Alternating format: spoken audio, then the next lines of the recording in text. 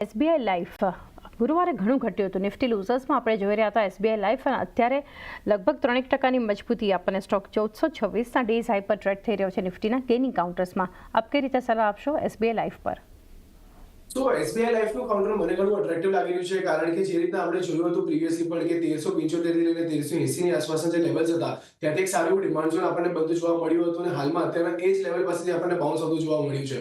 તો ક્યાંક ને ઘણું અટ્રેક્ટિવ લેવલ પર અત્યારે ટ્રેડ થતું જોવા મળી રહ્યું છે. ઉપરની સાઈડ પર આપણે જોવા જઈએ તો જગ્યા ઓપન છે 1450 પહેલો લેવલ, અને એની અગર સરપાસ કરી નાખે છે તો ઉપરમાં 1500 સુધીના લેવલ્સ પણ આપણને બનતા જોવા મળી શકે છે.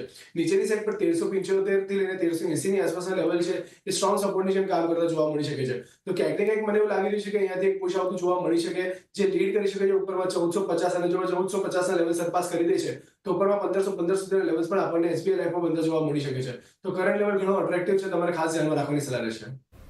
ઓકે, હાલના એક લેવલ્સ ઘણા અટ્રેક્ટિવ આપણને એસબીઆઈ લાઈફમાં આવતા દેખાડી રહ્યા છે. કેપીઆઈટી ટેક પર એક વ્યૂ કિરણ આપની પાસેથી લઈએ. અત્યારે 2% આસપાસની સ્ટોક મજબૂતી અને 1238 ડેઝ હાઈ પર છે. કેપીઆઈટી ટેક માટે આજે રોકાણ કરવાના સમાચાર છે. ક્વોલકોમ વેન્ચર્સમાં જે છે એ કંપની એક રોકાણ કરવા જઈ રહી છે, એને લીધે એક મજબૂતી સ્ટોક બતાવી રહ્યું છે. તો કઈ રીતે સલાહ આપશો સ્ટોક પર? કેપીઆઈટી ટેકની આપણે વાત કરીએ તો ડેલી ચાર્ટ ઉપર એવો કોઈ મેજર આપણને રિવર્સલ અત્યારે દેખાતા નથી. જે પોઝિટિવ વસ્તુ એ છે કે જે મોમેન્ટમ ઇન્ડિકેટર નેગેટિવ ઝોનમાં હતો એ અત્યારે પોઝિટિવ ઝોનમાં આવી ગયો છે, યા તો ન્યુટ્રલ ઝોનની અંદર છે. તો એક વખત માટે એ પોઈન્ટ ઓફ વ્યૂથી અગર બોટમ ફિશિંગ કરવું હોય તો કરી શકાય છે. સ્ટોપ લોસ થોડો મોટો બને છે. 1140ના સ્ટ્રેચ સ્ટોપ લોસની સાથે અગર લોંગ કરવું હોય તો કેપીઆઈટી ટેકનોલોજી લોંગ કરી શકીએ છીએ. જો 1150નું લેવલ બ્રેક નહીં થાય તો ચાન્સીસ છે કે એક સ્ટ્રોંગ રિવર્સલ આપણને 1320 1330 સુધીનું જોવા મળી શકે એમ છે. તો રિસ્ક રિવોર્ડ રેશિયો 1:1 છે. ડેફિનેટલી મારા હિસાબથી એક વખત માટે લોંગ કરવું હોય તો કરી શકાય છે. ઓકે, તો એક વ્યૂ ખરીદારી અગર કરવી હોય કેપીઆઈટી ટેકમાં આ તો કરી શકો છો.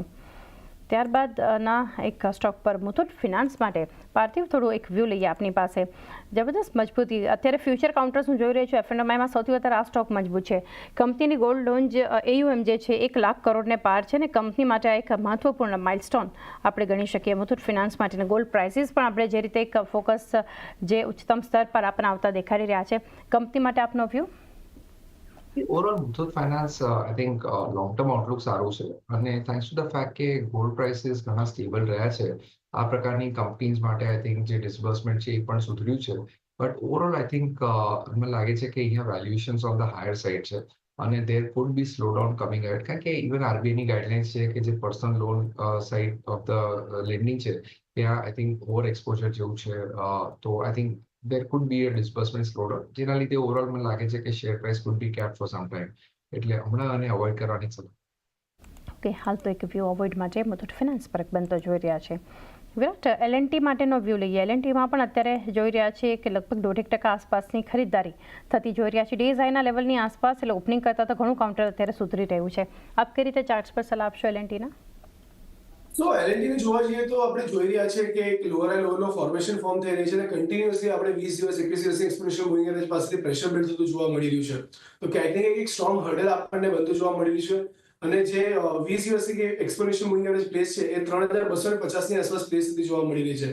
તો પોસિબિલિટીઝ છે કે ત્યાંથી આપણને ફરીથી એક ઘટાડો બનતો જોવા મળે છે. નીચેની સાઈડ પર જે પ્રીવિયસલી સપોર્ટમાં હતા તે 3150 ની આસપાસના લેવલ્સ એ આપણને ફરીથી આવતા જોવા મળી શકે. તો ચાન્સીસ છે કે એલએનટીમાં આપણને હાયર એન્ડથી એક ઘટાડો બનતો જોવા મળે, કે એક પ્રેશર બિલ્ડ થતું જોવા મળી શકે સેલિંગ સાઈડનું. તો અહીંયાથી આપણે ઉછાળે સેલિંગ કરવાની સલાહ રહેશે.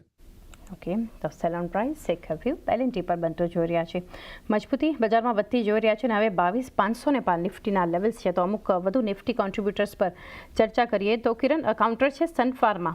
ત્યાં અત્યારે લગભગ 2.5% ખરીદારી જોઈ રહ્યા છે. 1714ના ડેઝ હાઈ પર છે. માર્કેટમાં મજબૂતી વધી, આ સ્ટોક્સનું કોન્ટ્રીબ્યુશન વધતું જોઈ રહ્યા છે. તો સન ફાર્માના ચાર્ટ્સ પર આપનો વ્યૂ? તો સન ફાર્માના અગર આપણે ચાર્ટની વાત કરીએ તો ઓવરઓલ અત્યારે જે રીતના ફાર્માની અંદર આપણને નીચેના લેવલથી લાસ્ટ વીકમાં જે આપણને એક અપસ્વિંગ જોવા મળી હતી, એમાં Sun Pharma out performer candidate હતો. અત્યારે તમે એના ડેલી ચાર્ટ જોશો તો કશે ને કશે 1700નો એક સ્ટ્રેક સપોર્ટ હતો, એને બ્રેક કરીને કાઉન્ટર નીચેમાં 1500 સુધી ગયું હતું. હવે ફરીથી 1700ના લેવલને રિક્લેમ કર્યું છે. તો મારા સાથે જ્યાં સુધી 1700 ઉપર છે એક વખત માટે લોંગ પોઝિશન બિલ્ડ કરવી હોય તો કરી શકાય છે. એક પોઝિશનલ સ્ટોપ લોસ અહીંયા બને છે 1690 ની નીચેનો બને છે. તો 1690 ની નીચેના સ્ટોપ લોસની સાથે કરંટ માર્કેટ પ્રાઇસથી કોઈ પણ ડીપ આવે લોંગ કરી શકાય છે. 1690નો સ્ટોપ લોસ અને કોઈ પણ ઘટાડે કે આ લેવલ્સ પર એક એન્ટ્રી જે છે સન ફાર્મામાં કરી શકો છો. પાર્થિવ, ફાર્મામાં એક ખરીદારી વધતી જોઈ રહ્યા છે અત્યારે. આ કાઉન્ટર સન ફાર્મા સિપ્લા બધા નિફ્ટી ગેઇનિંગ કાઉન્ટર્સ છે. આ સિવાય સમાચારને કારણે ઝાયડસ લાઇફ, વેલકમ લેબ કે જ્યાં યુએસએફડીએ તરફથી ક્લીન ચીટ મળતી જોઈ રહ્યા છે. એટલે યુએસએફડી એક્શનને કારણે આ બધી કંપનીઓ પણ આજે મજબૂત છે. ઇન્ડેક્સ જો નિફ્ટી ફાર્મા 1.5% મજબૂતી છે. ડેઝ લોથી અત્યારે ઓલમોસ્ટ ડેઝ હાઈના લેવલ પર ઇન્ડેક્સ પણ અત્યારે ટ્રેડ થતું જોઈ રહ્યા છે. પરંતુ લોંગ ટર્મ ફાર્મા હેલ્થકેર કઈ રીતે સમય તમે જોઈ રહ્યા છો? ફાર્મા સેક્ટર આઈ થિંક મોરો ટેરિફ્સના લીધે થોડુંક સ્પુક્ડ અપ થયેલું, પણ I think lot of Indian pharmaceutical companies are doing well in US as well. કારણ કે યુએસમાં જે જેનરિક માર્કેટ છે એ બહુ મોટી ઓપોર્ચ્યુનિટી છે, કારણ કે ઘણા બધા drugs will be of patented. અને એવામાં I think Lupin has done extremely well in terms of નવા પ્રોડક્ટ જે લોન્ચીસ છે અને જે રીતની એ લોકોની પાઇપલાઇન છે. અમને લાગી રહ્યું છે કે લ્યુપિનમાં આગળ જતા સારી તેજી બેસી શકે છે. અને overall I think domestic centric pharma company should also do well, કારણ કે ડોમેસ્ટિક ગ્રોથ પણ ઘણો સ્ટેબલ રહ્યો છે, upwards of 15%. So mix of I think એક બાસ્કેટ બનાવવી જોઈએ ઇન્વેસ્ટર્સે in terms of mix of US centric pharma companies અને domestic centric.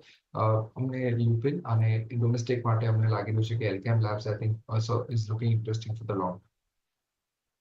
Lupin, welcome lab આ જેવી કંપનીઓ જે છે લોંગ ટર્મ તમારે એક ફોકસમાં આવવું જોઈએ. અને બંને કંપનીઓ અત્યારે લગભગ 1.5%ની એક મજબૂતી બનાવતા દેખાડી રહ્યા છે.